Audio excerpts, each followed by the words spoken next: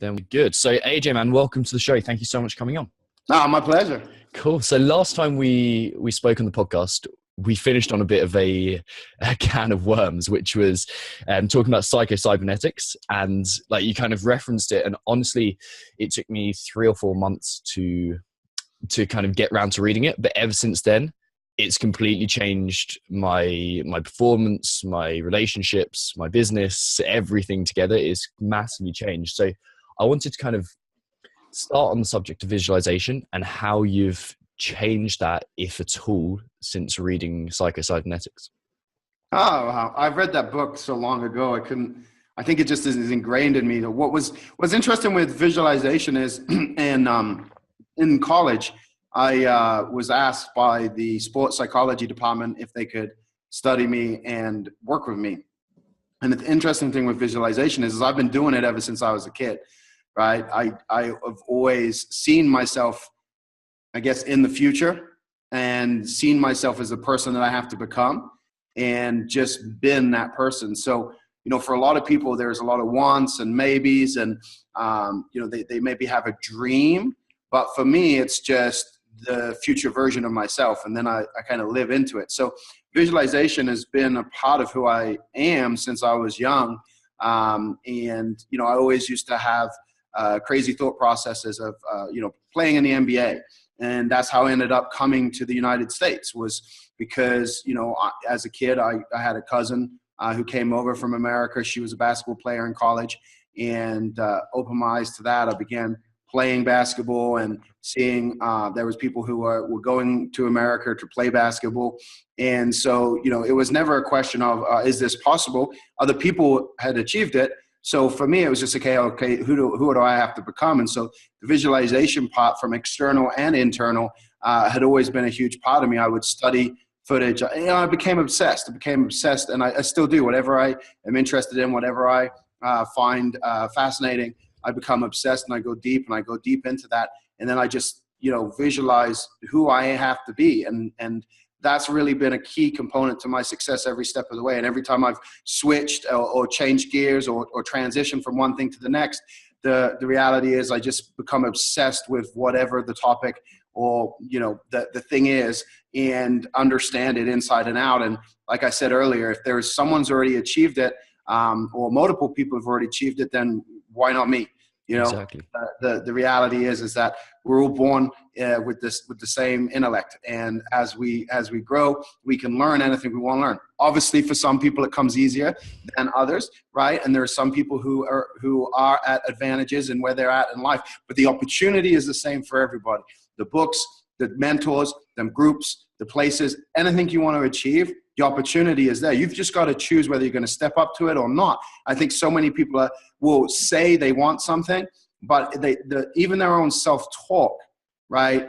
Even their own self-talk doesn't align with what they're saying.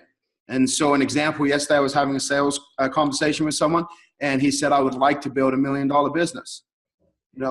It's not a question of, do you like to build $1 million business? It's a question of, are you going to build $1 million business, right? And if you're committed to it and you're willing to do whatever it takes to build that business, then you will achieve that. But if you just would like to do something, then that's not a big enough driver. And that's why so many people get in these hamster wheels, believing they want something that they truly don't want. And so visualization just becomes a part of that. What you think about is what you can achieve. You could believe it to achieve it. And it's that simple. Definitely. Do you reckon visualization's ever worked against you? I think you can focus on the wrong thing. Absolutely. I think there's moments, and there's dark moments that we all go through where we get caught up in a negative thought pattern.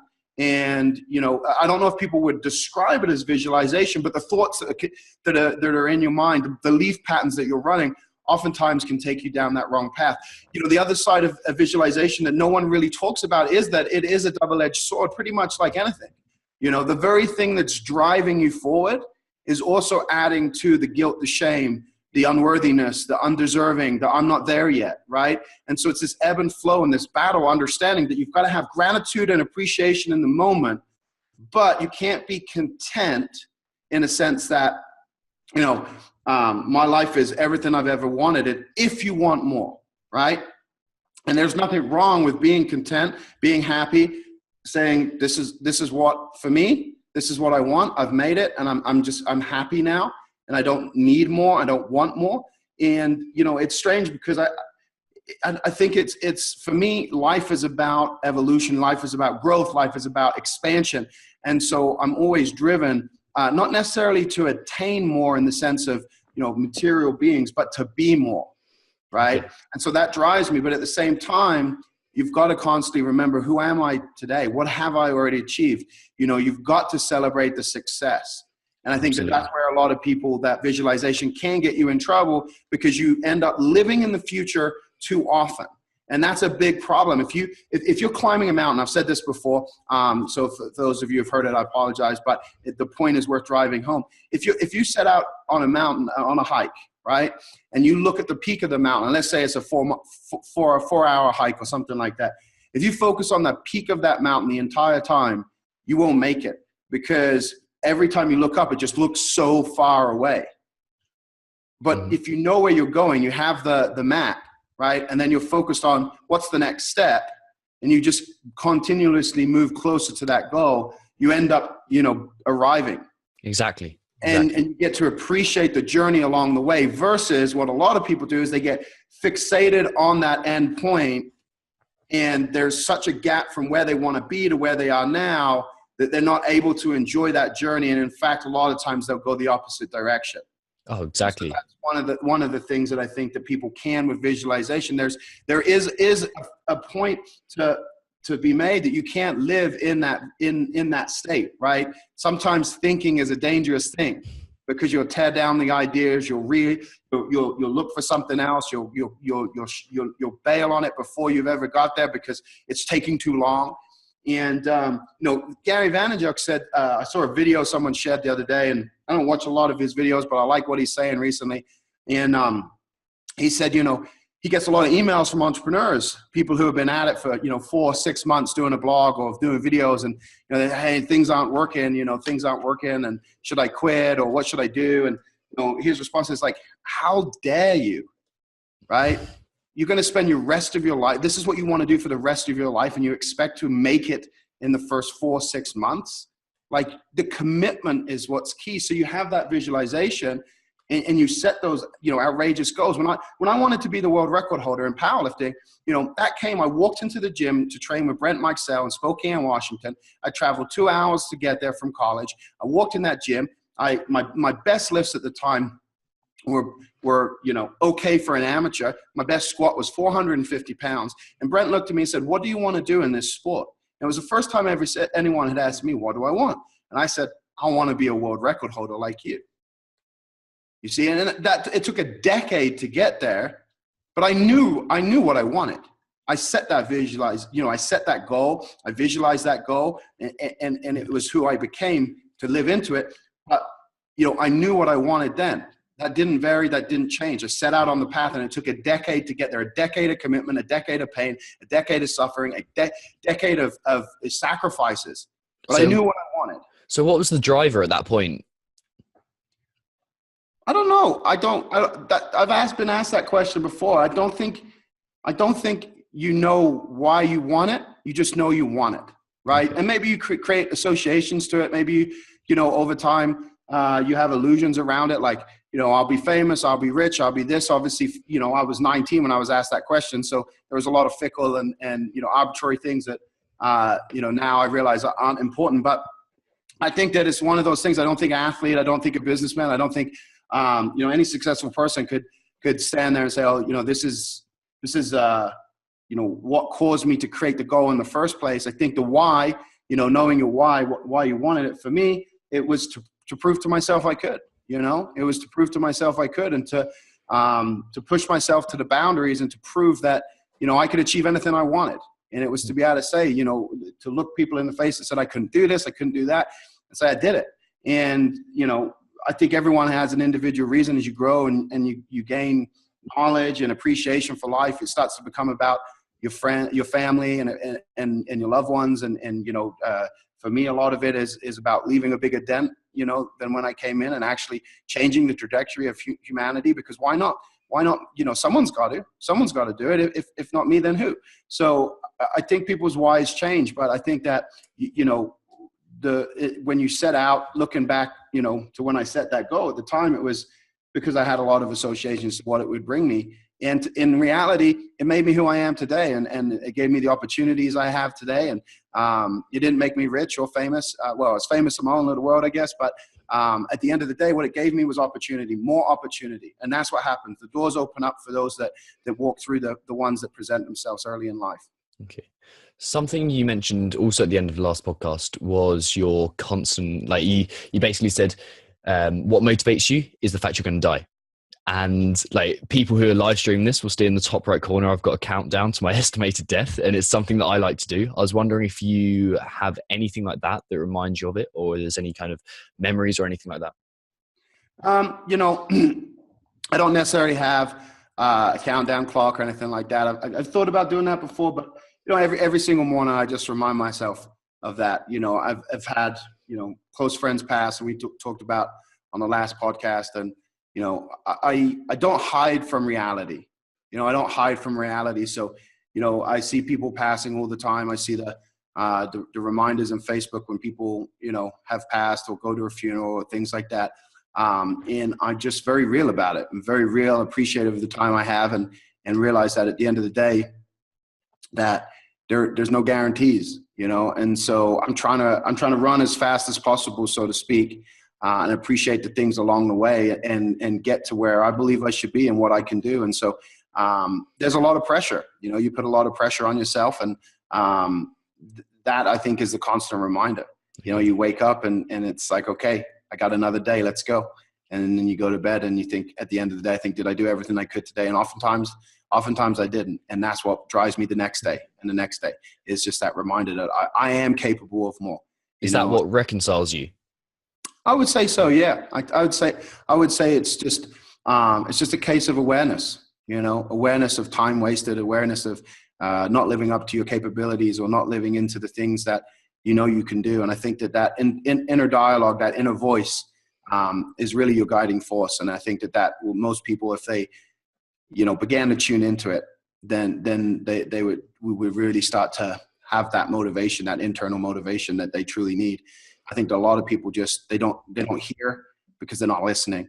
And, they say ignorance is bliss, and obviously sometimes that is the case. But I think that anyone who starts to begin to believe in themselves, starts to tune into that inner voice, starts to become in control, take control of their life, take extreme ownership, which I think a lot of people have benefited from over the last few years. But when you begin to do that, you feel the pressure. And so it doesn't get easier. The more you peel the onion, and it seems like the harder it gets. So you got to be willing to go through that. You've got to be willing to endure.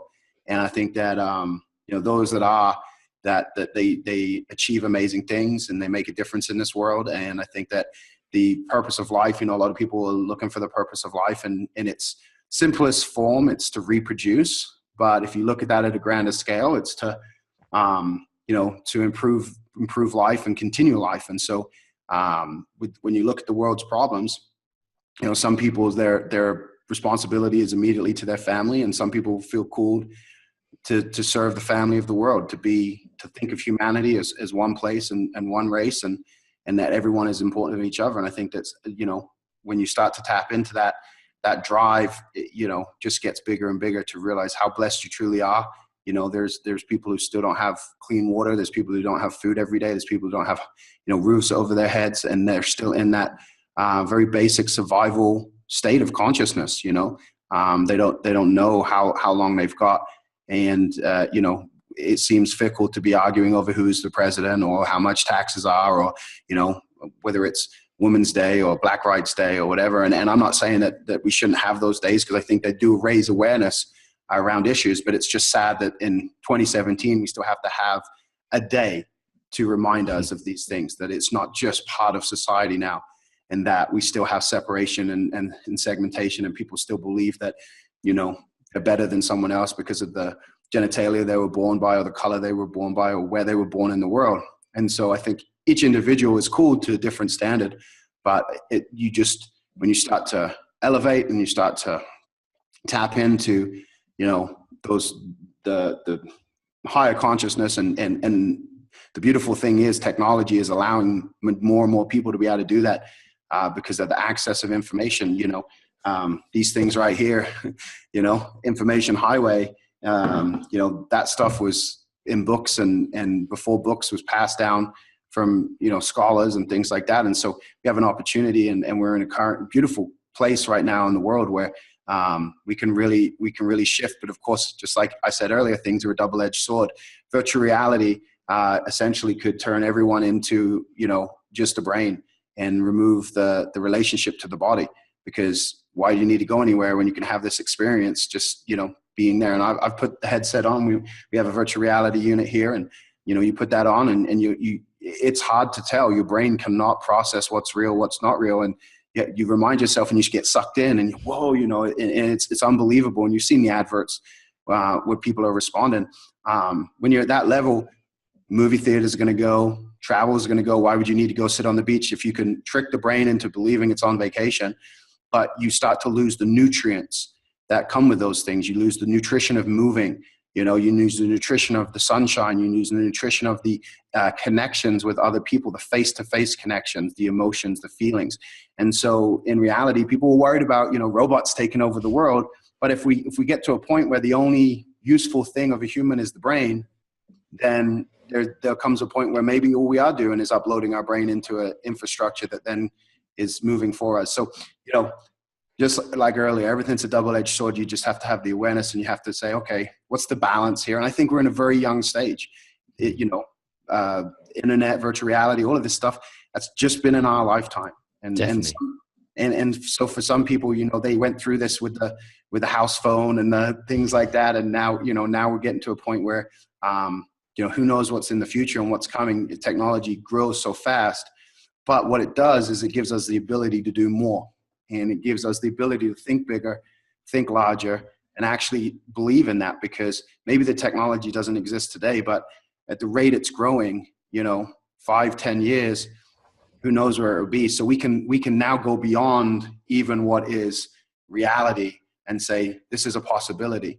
And I kind of have this weird concept that if we're able to think something, it's because it's possible. And that's why we've been able to get the inventions and things we had. Not everyone's going to have those thought processes, right? But somebody has those, and that's the spark, that's the ignition, and then we build upon that. And so, to say that it's impossible is just that is what's not real. To think anything is impossible is what's not real, because there is examples of miracles, right? They were called in the day, that are now breakthroughs. Every single day we're seeing the growth. Every single day we're seeing the impossible become possible. And so you're only limited by, number one, your own mind, right? And number two, your willingness to change. And if you can control that and you can become aware of that and you can start to condition, then you start to blow the ceiling off of your own limitations. And I think that that's what so many people, especially people, who are probably watching, listening to this podcast, like they're in that frame of mind. They know inside of them that there's more to give to the world. There's more for them. And the real thing is that they're the only issue, right? And so spirituality, what a lot of people get into, religion, all this stuff, and they want to argue about that stuff too. That's irrelevant. Spirituality is an internal journey in order to become more of who you are. And that's, for me, that's what I constantly focus on. I'm the bottleneck. How do I get out of my own way? Yeah, I think it's just another tool to give you perspective. And I think that's something that you, along with a lot of like higher performers, demonstrate. I think it's also the baseline of a successful mindset, to have perspective of your own thoughts. Have you always had that perspective, or is it something that there was a turning point, or is it something that's been accumulative?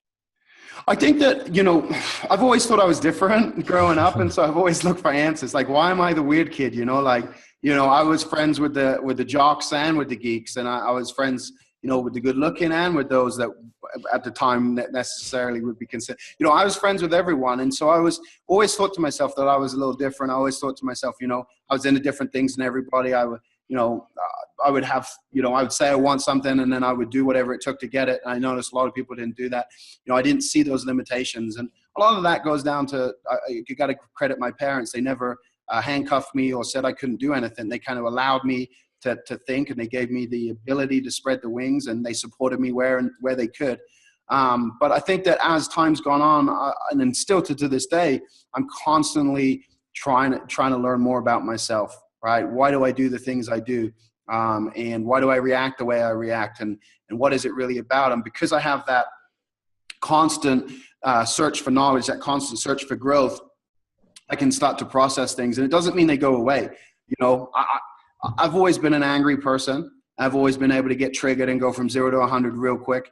And what changed is I still go 0 to 100, but now I come back down to 0 at that same speed, because I can recognize the feeling and the emotion, and I can process, okay, what is truly going on here, right? And it's changed my relationships. And look, people, if you're listening and you don't know my story, the thing is, it's easy to say, oh, well, you know, you're where you're at now. But I went through a divorce and a broken engagement in order to be able to get to the marriage I'm at now, right? And so you got to be willing to go through the shit. So many people are scared to go through that. So many people are afraid of what they might reveal. But you have to go into the darkness. You have to be willing to embrace it. To be whole, you have to have dark and light, and you have to know and understand it. You can't suppress. Suppression is the biggest issue in this world. And so you've got to be willing to let that shit come up, and you've got to be willing to shake some things, and you got to be willing to you know, leave the past in the past. And unfortunately, relationships can end, friendships can end, you know, you can lose money, you can go bankrupt, these things happen. But the reality is you got to have the confidence that by moving through this, by going through the shit, on the other side is something even better. And that's something I've always had. I've always had that thought process that there is a better life ahead. And I think that, you know, for some people, they just give up. You know, they just give up. They say, I'm tired of trying. I'm tired of grinding. I'm tired of beating my head against the wall. I just surrender. And they just give up. And in a weird sense, maybe the universe, that's parcel of what it does. It tests us. It continuously tests us to see if we're willing to step up to the challenge, to see if we're deserving of the gifts and the success that can lay on the other side. And maybe it's just a buy-in. You know, just like if you're doing a workout and there's 100 burpees before you get into the snatch. That's a buy-in. The 100 burpees, they don't test anything except for, you know, are you in good enough shape to get to the snatch, right? But maybe that's what life is about. It's these constant buy-ins to see if you can get to that, you know, quote unquote next level, you know. And it's the price you have to pay in order to continue to step up. And you know, you never meet a successful person who everyone might think they got there easily. You start listening to their story, and they've gone through thick and thin and gone through hell to get there. So, you know, I think you've just got to be willing to, and a friend of mine, Dallas Ladd, he was in a program with me, and he said to me one day, you know, stop trying to hide from things and start looking at the world and saying, bring it the fuck on. Because the quicker you can bring shit on, the quicker you can deal with issues, the quicker you can smash fucking obstacles, the quicker you can move to that next level. So that's kind of the approach that I've taken on, and it's served me well. And of course, some people probably disagree, but you know, I'll continue doing what I do and proving people wrong. And if they can prove me wrong, fair play. You know, I'm always open to learn and listen to others as well. When you were going through hardship, what was your self-talk like at that point? You know, I think that that is something that I notice is different for me. I don't look at failure as failure. I look at it as a lesson. And so I constantly search for what the fuck happened. Right. And I bring in people and mentors and coaches. And that's something that when I went through my after my divorce and I was engaged, and when that ended, you know, I looked at what the fuck happened here, you know, and I took extreme ownership. What the fuck happened that I am in control of? I cannot control somebody else. I cannot control the actions of others. I can only control myself and my own actions. So what did I do that caused these situations? What did I do that created these issues? And if, you know, when I find that, okay, how do I change that? How do I begin to remove that? How do I begin to switch that? You can't really get rid of habits. You can replace habits, right? So if there's a certain mindset, if there's a certain pattern, okay, I notice this pattern. How do I change that? And so that's really what I continuously do. Whenever anything hits the fan, whenever shit gets bad, I constantly am looking for that. And because of that, you know, I'm able to extract the lesson there, lesson learned, and then, okay, here's my new action plan. And I think that a lot of people want to wallow, they want to sit in it, they want to blame, you know, and sometimes it's okay to feel that, to feel the sadness. It's okay to cry. It's okay to be upset, to be angry, but it's not okay to stay there, right? And there comes a time where you've just got to put your big boy pants on and just say, enough is enough. Let's figure out what the fuck happened, and let's not let it happen again. And that's something that I continuously do. I kind of try to think, okay, this happened. Let's not have it happen again. And when things crop up multiple times, right? And for those of you who are familiar with the hero's journey, if you're not, you should look it up. Joseph Campbell, there's a great movie called Finding Joe. It'll break it down for you, really easy. But in the hero's journey, you have your battles with your demons, right? That's what it is. You see this in every movie. You have the battle with the enemy, the battle with the demons. If you're continuously battling the same demons, you're not learning the lesson. You're not able to integrate back into the world. And if you can't get out of that cycle, you're going to compete. Your life is going to seem like this repeat of the same issues, the same problems. And what happens is those fucking issues get bigger and louder, right? And I see this with sports all the time. I see this with athletes all the time, right? They have a little injury and they ignore it. And then they get a little bit of a bigger injury and they ignore it. And then they pull something and they ignore it. And then they blow something out and they have to complete rupture, a complete tear. And then now they're fucking out, right?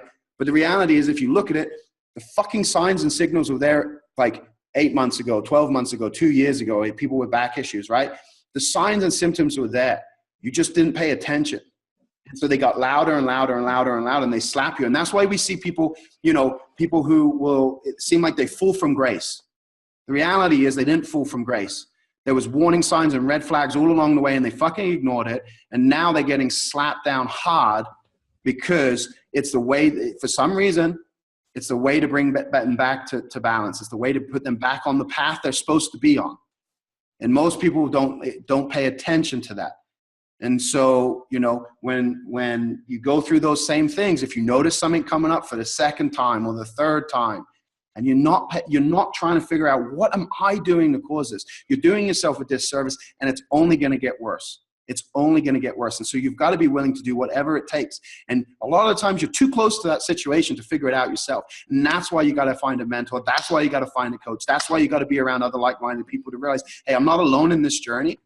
But I don't have the answers. What do you suggest? And when they suggest something, you fucking do it. You don't argue with them, because what you've been doing got you to where you're at. And so why not just fucking trust somebody else and just try something different? Prove them wrong if you do it and it doesn't work, but don't try to argue with them. And that was a lesson I learned moving to Westside. I remember Dave Tate, we had a conversation, and he kind of gave me the lay of land and what to expect, to really see if I was committed to going. One of the things he said to me is, don't fucking argue with Louis. Do not argue with Louis. Louis Simmons seems like a crazy old man. He doesn't make any fucking sense. And he'll tell you to do something, and you'll think to yourself, what the fuck? And he did many times. But I remembered that what Dave said. He said, the only thing he's trying to do is help you get stronger. He's not trying to hurt you. He's not trying to take you out. He's not trying to ruin your career. He's trying to make you stronger. His job is for you to get on that record board. And so I trusted Louis. And he told me a lot of crazy shit, didn't make any sense. I trusted him. And I trusted him, and I became the world record holder. I put my name on that record board. And, the documentary's coming out, Westside versus the World. So people are going to be able to see inside. But that's what most people do. They bring mentors into their life, right? And that's a part of the hero's journey too, is finding that right mentor, finding that guide. And then they choose to ignore the advice they're given. And it's baffles me, because at that point in time, you have to surrender, and you have to say, look, I don't care how many books I've read. I don't care how much experience I've had. This thing is happening over and over again. I'm just going to try something different. And when you do that and you just have blind faith and you believe in it, it's amazing what can happen. And too many people want to dig their heels in before they even start. And it's just, it's sad to see, but again, maybe it's just the way that things are tested, and maybe not everyone can make it to the top. Maybe not everyone's cut out for that. And maybe it's just a way of keeping things balanced. But, I'm not willing to be one of those people that falls to the sword. And so I'm going to keep pushing, and I'm going to encourage those who want to push too to come on that journey with me. And, I take my hat off to anyone who bows out and makes that decision and knows what they want, and they know that what they don't want, because that's just as powerful. But I'm going to keep running. So, Who's the best mentor you've ever had, or most influential mentor? Well, I've had a few. Obviously Louis Simmons was huge, and not just for the powerlifting. He taught me a lot about life and about the simplicity. Do you remember any of those lessons? So he was big into the Book of Five Rings and the lessons from the samurais and stuff. So I got into a lot of that stuff. But really just about being like a master of your craft and doing what makes you happy, cutting out all the shit, not being, one of the things he says, he says, I don't need anyone else to tell me I'm good. I have all the self-confidence in the world. I don't need my dick stroked by somebody else. And, a lot of his lessons, taken out of context, the way he says it, but if you listen, he's actually a very, very, very intelligent man. And there's a lot you can extract from there. So he taught me really how to live life and how to achieve and how to be great. He taught me how to be great and how a champion acts and what a champion should focus on and what they shouldn't focus on. And there was a lot, when I moved to Westside, I was doing seminars all around the world. And I thought I was hot shit. I was a top 10 lifter and things like that. Had sponsors and, I had my blog and I was putting videos out. And, he basically said, who are you doing this for? And, I gave up all of that and just focused on being the best. And I became the best. And that's what you often see that, right? You often see the best in the world aren't necessarily the person who has the biggest social media following and things like that. And then when they become the best, boom, things can blow up for them. So, I learned a lot from Louis, and those lessons have served me well. And then I've invested in a lot of different mentors. I had a business partner, Yannick Silva. He was a huge mentor of mine about, what's important in business, about how it's not about the money. It's about the people too. And, now that's labeled under what is it? Conscious business or something like that. But he has his book, Evolved Enterprise, which is a phenomenal book that kind of goes into that about how, business is there so that you can serve other people. It serves you, but you're there to serve other people. And that was that's been a huge thing to me, and kind of, figuring out how to play more and enjoy the journey. He taught me a lot there. And then Kevin Nations has been a huge influence and mentor to me about just how to be in alignment and be in integrity with who you are, and continuously looking at yourself when things are going on and saying, how am I causing that issue? He's been a huge influence on taking extreme ownership over my own life. And obviously the book by Jocko was a good reminder of that. So he's been a big influence. And then Garrett J. White with his warrior movement has been a huge influence on me on just kind of, continuously figuring out how to actually be a man in today's world, and how to truly, what I've learned from Garrett is how to accept who I am, and just be willing to embrace that fully and not be worried about what other people think and what other people are going to say. Because like I said earlier, I've always been different. I've always felt I'm different. And sometimes you can hold yourself back out of fear of what others are going to say. And, especially when you go through, relationships, the way I was going through relationships, and the pain you cause other people, you start to wonder, well, maybe I should just be a regular person. Maybe I should give up on some of this stuff. Maybe I should, hold back because I seem to be upsetting other people. And, he's been huge and influential in the sense of just, no, you're fucking AJ Roberts. Like, own that shit. You don't need to understand why you're that person, but own that shit, embrace it, and fucking live into it. And so, again, been huge. And I have a lot of different mentors. We could go on all day, but, those four men have been huge influences in my life. And then, my mother continues to be a mentor to me to this day. She's amazing. And, she's an amazing, a scholar, and she works with parents on parenting now, mainly because I was a terrible child. I think I forced her into figuring out how to be a good parent. But she continues to teach me things today, and I teach her as well. So we have a great relationship. So if I had to pick 5, those would be the 5. What do you reckon the commonalities between them are? I would say that they're just abundance mindset. They all have a positive outlook on life. They all want the best for other people, and they all have the ability to see the greatness in other people and have the faith in humanity. In that you're going to do the right thing, and that you're in hearts in the right place. So they all have very different practices and teach very differently. But I would say that the reality is that they're constantly growing, and they're always students of themselves, and that they're able to. They don't have any delusion on who they are. They know who they are, and they're constantly growing and working on that as well. And so I think that brings the humble attitude, and gives them the ability to just tell the truth and to cut through the bullshit and just, let's look at reality here. So I don't know if any of them would say that they are, but I would say they all have very stoic personalities. Yeah. Do you read into Stoicism a lot? You know, I had no idea what it was really until Ryan Holiday started putting out his me stuff. too. So, you know, he's been a big influence in that, but it's funny. I read a lot of things. I'm like, oh, okay. Because you come to these conclusions on your own. And this is the beautiful thing, right? The beautiful thing about life is you can struggle on your own for, 10, 20, 30, 40, 50 years. But if you're constantly searching for the answers, you'll eventually get them. But there's ways to shortcut that. So, you know, it's interesting. Just kind of like the sports psychology, when they started studying me, I started learning things and I was already doing it. But then I was able to, okay, I'm doing this already. How do I control this? Right. And that's the key. Like you might do things naturally, but when you have the awareness, oh, this is what I'm doing. Now you can control it. When you can control it, you can practice. And when you can practice, you can grow. And that's, I think what most people don't realize is like, you know, when you think about the physical fitness and you think about training the body, you know, you're putting hours a day training the body. But I tell someone, hey, you should meditate. So I don't have 10 minutes to meditate. I said, but you have 2 fucking hours to go to the goddamn gym? Like, do you see how fucking crazy you are right now? They work for 8 hours a day and they say, oh, I don't have time to take my wife out on a date night. You know, I don't have time to spend time with my friend. It's crazy. And it's not about balancing the even amount of hours, but it's like, are you taking the time to improve those things?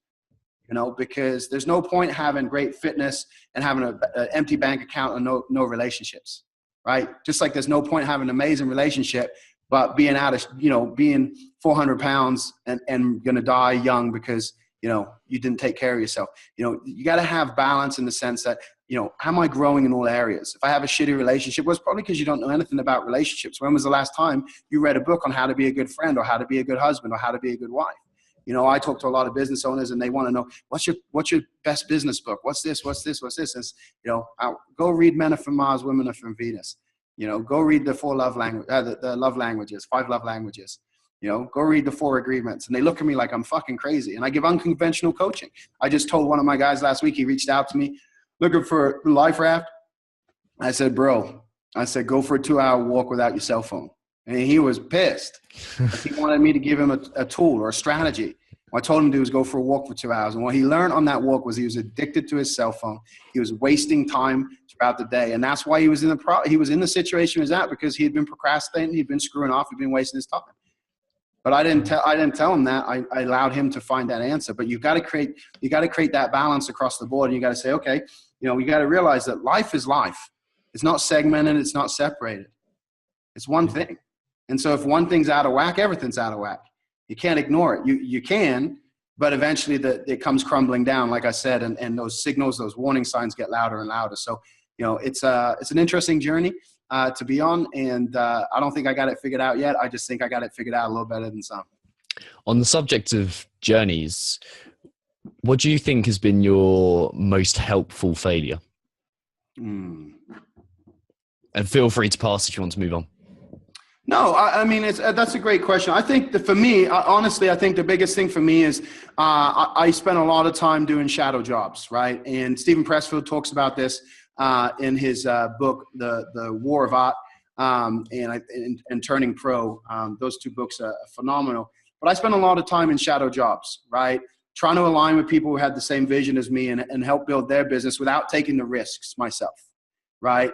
And I did this on a monumental scale several times and helped build incredible businesses that hit the 7-figure mark, you know, businesses that one of the companies that I was running, we did 10.4 million in 8 months, you know, and I got to be a part of that, but I didn't own that. It wasn't mine. And I, you know, realized you're building someone else's wealth, but also that their vision, if they're majority owner or they're the CEO and you have a different role, then at the end of the day, their vision and what they want, that's what comes through. And so I think huge, right? I think absolutely huge. And, you know, my goal has been to build $100 million company in revenue, not valuation, in revenue. And I aligned with people who I thought wanted the same thing. And, you know, when push came to the shove, we had different visions. We had different thought processes on what needed to be done. And so we weren't able to align with each other. We could agree that we both wanted the same thing, but we weren't able to align with each other. And because of that, you know, I go, this isn't my company. I'm fighting for things that I don't have a right to fight for because, I'm a partner, I'm this, I'm that, but the reality is it's not mine. It's not my baby. And so, finally letting go of all of that and just going off on my own and saying, okay, I'm going to build this and I'm going to build it my way, and just taking ownership over that the reality is that nobody else is going to make you rich. Nobody else is going to make you happy. Nobody else is responsible for loving you. These are all personal responsibilities. And anytime you're looking for that in somebody else, you're setting yourself up to fail. So I would say that's been my biggest lesson. And it took me 3 partnerships to do that. I'm very fortunate that I'm still friends with those partners and that we exited on, good terms. Basically, I just realized that this wasn't the right place for me. But I see this happening all the time. People delusional about what they want, what they need to do. And when you step back and you're honest about it and start taking that responsibility, then you can actually control your life and you can begin to make huge shifts, and you'll be surprised how fast it happens. There's no such thing as an overnight success. But most of the overnight successes, you notice, are on the back of a lot of mistakes, and they finally figure it out. And so I feel like I finally figured it out in a sense of building my own and being out on my own and that. And obviously, you have to humble yourself and you have to go backwards. I think that's a big issue. And the lesson that I've learned is that, when you're running a company as big as I was running with Marketing Genesis, you have a team. You have a big team. You have 30, 40, 50 employees and team members, and you get a lot done. When you go out on your own, you got to be willing to roll up the sleeves and start shoveling that shit again. And a lot of people aren't willing to do that. And I think that that's a big issue in life. That's where people get stuck. They get comfortable, and getting uncomfortable is a scary thing. And it's something you have to do all the time. You have to face those fears. And so sometimes it's doing unconventional things to face those fears, but it's not necessarily just, doing the work. It might be jumping out of an airplane. It might be lying in a pit of snakes, going on Fear Factor or some shit like that. But the truth is that you've got to be okay being uncomfortable, and you've got to be willing to do that. If you know inside, if you feel cool to do something greater and you keep ignoring it, it doesn't go away. It just gets louder, and it makes you even more miserable. And so on the outside, everyone can think you're happy. On the outside, your life might look great. But if you know inside you're not aligned with your calling, with your purpose, then that will tear you up more than anything else. And that will cause more unhappiness. And eventually you will sabotage everything because it's not where you want to be. I've done it myself. I know what it feels like. It's not fun.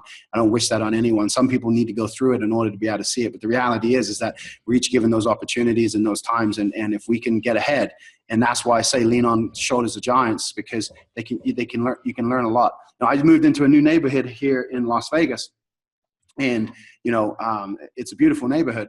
And a lot of people you would imagine would be driving, sports cars and lavish lifestyles based on the homes here. The reality is most people are driving around in a normal SUV, Lexus or something like that. And I've yet to see a Ferrari or a Lamborghini or any of the other expensive cars. And then I was reading a report the other day about who actually spends the money in the luxury industry, and the majority of people spending money are people who are making less than $100,000. So they're the ones buying Louis Vuitton. They're the ones doing that. So you start to learn a lot of wealth lessons by that, right? And so you can, if you have those desires, you can say, okay, well, I'm going to get the watch, I'm going to get the Ferrari, but eventually you're going to give it all up. So you can save yourself a lot of headache if you just start surrounding yourself. And like I said, I've been very fortunate of having amazing mentors and being able to afford to travel the world and go to different places, go to Necker Island, meet Richard Branson, hang out with John Paul Jr., who owns, Paul Mitchell and Patron, and be around billionaires. But the beautiful thing is those billionaires have books and like other things, interviews on YouTube. Like I said, we live in a world now you can tap into a mastermind without ever having to leave your home. And so nothing beats being there in person. Right? Nothing beats getting the attention. But if you're struggling and you don't know what to do, man, the resources are out there. You don't have excuses. People don't have fucking excuses anymore. They want to say they do, but they don't. Yeah, I think part of the barrier is that people want it to come in this kind of magic format, but it's so simplistic and so easy to implement. They just don't want to believe that it's like with the mindset stuff, like counting your wins is huge and all that kind of stuff. And people just don't seem to to respect it because it's not complicated. Well, that's a big fucking secret. There's no secret, right? Yeah, Like exactly. That's what fucking people can't understand is it is that simple, but you have to be. So it's like, wait, I love being in the fitness industry and working with fitness entrepreneurs because it's amazing what you see, right? And everyone's guilty of this, that they don't see a lesson and apply it to their whole life, right? They think it's contained to one area. So example, in the weight loss industry, right? We laugh at weight loss pills, right? We just go, oh my gosh, this is just ridiculous. And we see the marketing for it. We see the hype and the hoopla. And these companies make millions of dollars on people who want to take a pill that they think is going to fix their problem. But let's shift over to a relationship. Someone has relationship issues. They literally want to fix it overnight, right? Like, I've been an asshole for 10 years to my wife and she wants to leave me, like, but I want my dick sucked, right? Or like my business, like I'm not getting results from my clients and my business is bleeding and I need like 30 clients this month to keep my doors open. It's like the parallels are so hilarious to see people who, and they know better, but for some reason, it's right in front of their face. They just can't see it.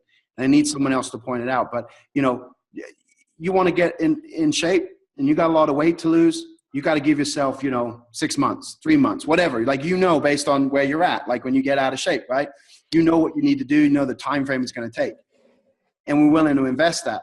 But when it comes to other things, we're not willing to put that time in. We expect instant results and we get in that same mindset and we make the same mistakes that we see those people make, and, throwing their money away on get rich quick, throwing their money away on lose weight overnight, throwing the money away on, stop divorced instantly. Just the bullshit that sells, right? When you get into the game, you've got to understand that's a part of the game, but you can't fall victim to the game. And that's so many people fall victim to the game. You gotta be aware of what's going on at all times. It doesn't mean you can't be involved. It doesn't mean you can't learn from it. It doesn't mean you can't go to something and say, okay, what are they doing? What is the lesson and how are they doing it? But you've got to be aware of it. And I think so many people, for some reason, it's like they'll laugh at someone who buys a weight loss pill, but then they go buy the, how to get 30 members overnight with a Facebook ad. It baffles me. It baffles me, but it's the world we live in, unfortunately. And hopefully people begin to wake up a little bit. And I think we are seeing more and more people because of podcasts like this and other resources that are out there. People are beginning to smarten up, and that's all it really is just education level. People just they don't know what they don't know. And so they just need resources and access to that. And now more than ever, I think we'll see the education system crumble in our lifetime simply because it's so outdated. You've got my nephew knows how to use an iPad way better than I do, and he's, I think, 5, 6. So, you got kids that smart already, who know how to search, who know how to do stuff. And, it's unbelievable what they can do. The current education system is not set up for that. So we'll see that crumble and that hopefully will be a change. And we might see the government crumble the way it's going with, Brexit in England and Trump over here. Or we may see it as a catalyst for positive and big change. Either way, I'm going to keep doing what I'm doing. It doesn't really affect me on a day-to-day. So honestly, that's a fascinating point. The fact that you're just going to keep on doing your shit because you're not worrying about the rest of stuff because it's frankly irrelevant to you. Yeah, and the beautiful thing is if you've got a passport, you can go anywhere in the world pretty much, there are some regulations. I understand that and some things that sometimes put in place where you can't go here, you can't go there. Like we couldn't, America, if you lived in America, you couldn't go to Cuba for an hour, and that's lifted.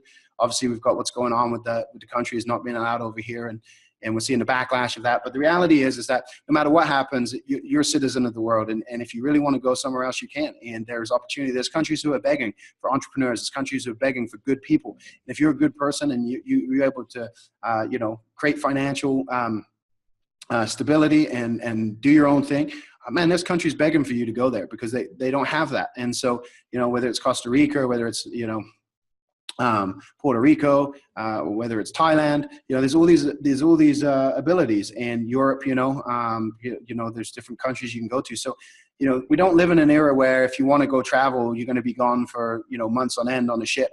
And when you get there, you don't know if you're going to get attacked or whatever. We live in a country, we live in a world to this day that we have the ability to travel, to go to different places. The only reason we don't is our attachments, our beliefs, our excuses. And so if we can just set those aside, we realize that no matter what really happens over here, maybe Trump ruins the whole country and the economy crashes. Well, guess what? I'm just going to pack my bags up and, I might come back to England. I might go somewhere else. I might go and find an island somewhere like Richard Branson did. But the reality is that, it takes a lot to screw up the world. And, one country, one man, just it doesn't have much of an influence on me directly. Exactly. Which thinkers these days do you follow? I'm a big fan of Peter Diamandis. I think he's done some amazing things with his X Prize. I love his book Abundance and his book Bold. I think he's doing some great stuff. I have a friend, Roger Hamilton. He lives in Bali, and he does a lot of amazing things. And he's very, very good at analyzing, success and different people and things like that.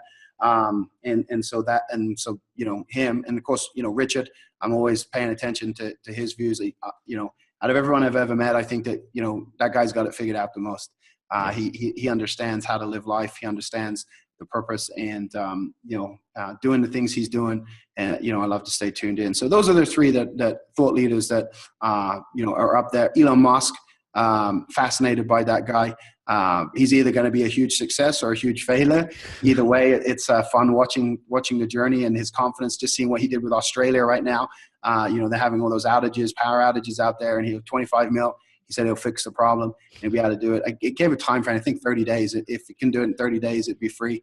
And, that him and the prime minister or whoever is in charge over there going back and forth on Twitter of all places. That's where they're, this is where serious business deals are being done. 25 million done over Twitter. People like that, that's the people I like to follow. Yeah. Because they're smashing the boundaries and the barriers. And people want to laugh about mining, asteroids and cars that drive themselves and, all this different stuff. People just don't think it's coming. And I think it's coming quicker than anyone can imagine. And people are going to be kind of left scratching their head here. And they're going to be forced to adapt. They're going to be forced to go into that. But, 150 years ago, there wasn't cars on the road. So the fact that we've already gone through that cycle and they're going to be, not extinct, but we're going back to being basically, moved around. Before it was horse and carriage, right? That's how you got around. You weren't driving. And we're going back to that. The world seems to change, but does it really? And, the fact that we've only been able to move ourselves around with a vehicle for less than 150 years, it goes to show what else do we have now that we could do away with? Laptops, computers, websites, social media, who knows? And so you have to just be open to that stuff, and you got to keep your ear to the ground. It's fascinating to me that we still live in an era where, fitness professionals they don't understand the body as a whole. They understand the muscles, and they understand maybe digestion with the nutrition, but they don't understand mindset. They don't understand hormones. They don't understand, get woo-woo here, but they don't understand, the blood flow restriction and chakras. And there's so much that people don't know, and we're fragmented. The industry is fragmented, and we see that in all industries. Everything's fragmented. When we begin to understand that, hey, the body is one thing, and all of this flows together, and we probably, it's not a question of do we need a massage or do we need a chiropractor. It's a question of how do we get the best tissue quality? How do we get the best, ligaments and tendons and nerves? And it's one thing. But we're seeing, because of technology, because of the internet, because of the intelligence that people are gaining, because of the ability to be connected at a much greater level, we're seeing these things fast be adopted, and we're starting to see, it just in the fitness industry, trainers who, they understand if my client isn't getting, a good night's sleep, it doesn't matter what I fucking do for the 1 hour that I'm with them. So, okay, we're only here for an hour, but there's 24 hours in a day, and I better figure out how to be there 24 hours a day with them. And whether that's slapping on a wearable so I can see what they do throughout the day, whether that's getting them to track their food in my fitness pal, whether that's, getting them hooked up with, heart rate monitors and all different stuff. There's different levels, obviously. And when you get really good, you don't necessarily need all of that, because you can tell because you have the knowledge, right? But it's about integrating things together. And I think that these thought leaders that I mentioned, that's something that they do better than anybody else. They figure out how do we integrate the things versus how do we say that we're better than this or better than that? How do we bring it all together? And I think that's the way forward. I think that's what makes the world change. And I think that's what we're going to see more and more people doing, is figuring that stuff out. You know, you go to a chiropractor, you get an x-ray and it shows you how messed up your spine is. You go into a gym, they don't get you on a machine and show you how much fat you have. They ask you, how much weight do you want to lose? And you, I'd like to lose 30 pounds. But that's arbitrary. How the fuck do you know how much weight you've got to lose? Like, you know, and those are the kind of things that not everyone can afford a machine that does that, right? But if you're not taking basic measurements, if you're not doing things like that, you know, it's an arbitrary conversation. And so we're seeing these things change rapidly. It's just whether people adopt them. Those that adopt them, I think the people who adopt them the fastest, the people who are willing to change, to embrace new things, to put new things into their facilities, to understand that the fitness is not about being strong or having big muscles. You know, it's about longevity and understanding what health and fitness really is. It's not a competition. It's not a sport. You know, it's about energy and mental acuteness and the ability to do things. That's when we start to see everything else start to raise as well. Because I don't know about you, but for me, all my power, all my clarity, everything comes through the physical and learning the mind-body connection. The more I go deeper on that, the more I see why the things in my life are the way they are. And I you know, again, I think that the people I follow, the people I admire, they understand that too. And so you see them in those areas as well as business. You know, you see them in the health field, you see them in the fitness and the mind and things like that. So yeah, I mean, that would roundabout way of answering your question. No, that was awesome. I think you touched on a really good point there, especially about the physiological influences of psychology. I think that's huge. And is there anything you think is really underrated in terms of mindset training? Underrated. I think just people don't understand they need silence. And meditation, people have connotations around it. And they don't understand that you can be in a meditative state while you're driving. You can be in a meditative state while you're walking. You know, you hear people say, I come up with my biggest ideas when I'm in the shower. But it's about presence, and it's about silence. And I think so many people are uncomfortable in silence. But I think silence is actually the most underused thing. Everyone is so connected that the minute they're alone, they're on Facebook or Instagram, and they're addicted to sedation of presence. And, you know, this is why video games, it's why Netflix, it's why apps like social media apps, it's why these things are so popular. Is because, and most people, maybe someone will argue with me with this, but, you know, I don't really care.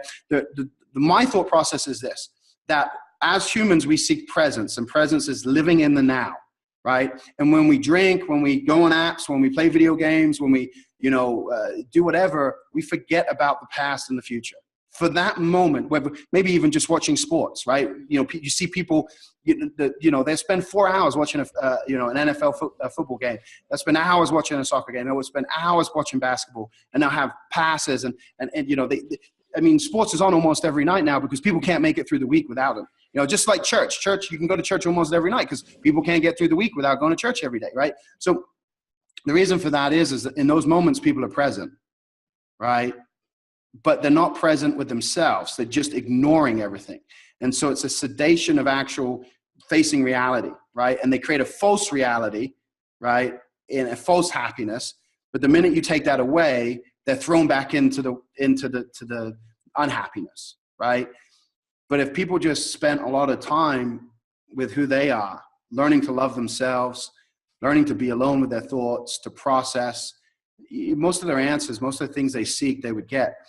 But again, it goes back to, it seems so simple that most people just aren't willing to meditate, you know, and that's why we're seeing this movement of plant-based food, plant-based medicine take off, because essentially it's a hack, right? And it's a hack that's been used for centuries by monks and by kings and churches and things like that. But you're seeing, you know, psychedelics becoming a huge thing in Silicon Valley, and with experts and you know, the book Stealing Fire that just came out goes into this, right? Navy SEALs are doing this stuff, but you're seeing, you know, nootropics is taking off because it's the legal version, so to speak. But you're seeing people understand that they need to get into these states, and not everyone has, you know, I think they say it takes, 21 days, 30 days, something like that. It takes a long time, maybe 6 weeks even, to hit the right state in meditation. You see, And so people are getting into this plant-based, you know, mushrooms and ayahuasca and iboga and all this other stuff. And I probably pronounced half of that wrong, but you see that because it's a hack, but it's getting people to go back to that, to the core of who they truly are. And I think that that's what people need to do. They need to reconnect with themselves. And that's something that I'm constantly trying to do, is reconnect with myself, rebuild the relationships that I have with myself, with food, with exercise, you know, with just, you know, who I am as a person. I think that's the most underutilized mindset. Everybody wants tools and tactics, right? But the reality is when you're in flow, the answers are there, you know, and you're not, you know, when you're in flow and you're playing sports, and for those of you who haven't played sports, you may not have experienced this, but, you know, when you're in flow, when I was playing basketball and playing for England, and then when I was, you know, powerlifting and, you know, after I broke the world record, you don't have to ask many questions. You don't need a playbook. You just know what to do. And, you know, this year when you saw, you know, Tom Brady come back from the biggest, you know, being behind by the most ever in a game and come back the way they came back, I guarantee you he wasn't looking at the playbook. I guarantee you he knew what he needed to do, and it just channeled through him. And yeah, he might have looked at the playbook for his things, but each play, each down, he felt what was right. He knew what was right. And that comes down to experience, but it also comes down to being in tune with who you are. And when you know who you are, that's where confidence, that's where clarity, like that's where all the answers come from. You don't need external validation. You don't need external motivation. You don't need external advice. You just know what you do. And then you go seek those people out who can shortcut it because they know the things you don't know. And that's what's magical. And I think that it's so simple that's why most people just 10 minutes a day in meditation can change someone's life. You know, but they don't get there in the first week and they throw their hands up and they quit, you know? So I would say that that's probably just being in silence and, you know, no technology, none of that. I think just being disconnected is the answer. Oh man, I could go on about this for hours and listen to you as well. It's awesome. One last question. What do you think are the components of a successful mindset? I think first and foremost is gratitude. I think that you have to have the gratitude for where you're at. I think that too many people, the reason then they're not successful is because they focus on what they don't have versus focusing on what they do have. And they forget how powerful they are. They forget the things they have achieved. And so regardless, they're in this scarcity mindset. They operate from fear. And I think that that's a very tough place to get out of, right? And if you look at it like this, if I wanted to make a decision, right, and the answer is just to try and see if it works or not try, right? If I try and see if it works, I get the emotions of joy, happiness, momentum. You know, there's fear, but actually it's courage, right? It transforms. So if I take action, I get all these positives. Now, if I mentally cripple myself, I get guilt, shame, fear, anger, frustration, right? And so you can see how it's about the mini victories along the way, right? And so I was always on a winning team, right? And so, and this actually may have contributed, I'd say this probably contributed to my mindset more than anything. I always experienced success. And then we would have a loss and we would look at it and we'd say, okay, what happened? And we would move forward, right? Championship teams aren't built without losses, but you got to win more games than you lose to be a champion. But if I was on a team that lost every week, can you imagine the mindset that you go in? You imagine the difference, right? And some people have been fighting that their whole life, fighting their parents, tell them they can't do that, fighting it. So that's number one is just a gratitude to understand, okay, you know, how far have we come? You know, and then you go, wow, you have a lot of appreciation for that. Then I'd say another thing for the successful mindset is you got to be willing to embrace the suck, you know, and you've got to be willing to really take on challenges. You can't be scared of it, right? You know, fear is just excitement in disguise. And you've got to be, you can be scared, but you go, you know what? I'm going to go out there and I'm going to do it anyway. And I think that's really where courage is built. And when courage is built, confidence is built, and what you can do gets bigger. So it's about just making that decision. You know what? I'm terrified, but fuck it. I'm going to do it anyway. Delayed gratification. That's another big thing, right? You can't expect results overnight. So you've got to be willing to before you get to that next level, before you get that next breakthrough, before you achieve what you got to be committed to it, and you got to have that delayed gratification that, you know, I want this more than I want anything else, so I'm okay with what happens in between. And I'll just leave it with those three, because I think that we could go on all day. Yeah. And you know, the topic's been covered by other people, but better than me. But for me, I would say it's that. That's awesome. Yeah, it's those three things, and that have had a huge impact for me. But I, you know, I also think that I've been lucky. I think that, you know, the reason I've been lucky is I put myself in situations to be lucky, and I think that's. I'll end it on that point, that when opportunity comes knocking, you got to be willing to take the opportunity. You can't be sitting around waiting for a bigger opportunity. Right. And there's a funny story. I can't remember exactly how it goes, but the guy's boat sinks in the ocean, and, you know, he's a religious man. He's sitting there. Sorry if anyone's listening, they're religious, but he's sitting there, and you know, and a piece of wood drifts by, and he ignores it because he says God's going to save him. And then, you know, a little, one of those round rubber dinghy things floats on by, and he doesn't swim over to it because, again, God's going to save him. You know, little fisherman comes by in his boat, offers him a ride. He says, no, I'm good. God's going to save me. And this continues on, and eventually he drowns, and he gets to the pearly gates, and, you know, he says to God, I thought you were going to come save me. And God says, how many fucking clues do you need? Right. And so I think, you know, it's a funny joke, but I think the lesson there is that so many times we get opportunities, so many times things present them, so many times we have an idea, we have a spark of inspiration, and we don't take action. And I think that the key is that imperfect action, and you take imperfect action, and you take those opportunities, and you move forward. And I think that so many people are waiting for the bigger opportunity, waiting for the, you know, the better thing to come along, that they just spend their whole life waiting. No, man, that is perfect. That's a perfect place to end the show. There's so many points throughout that I am definitely including in the book, and so many quotes as well. I've been scribbling away. So that's really, really good. Where can people find out a bit more about you? Yeah, best place is either my website, ajroberts.com, or facebook.com ajroberts. Perfect. Succinct and neat. Awesome. I'll stop live recording here.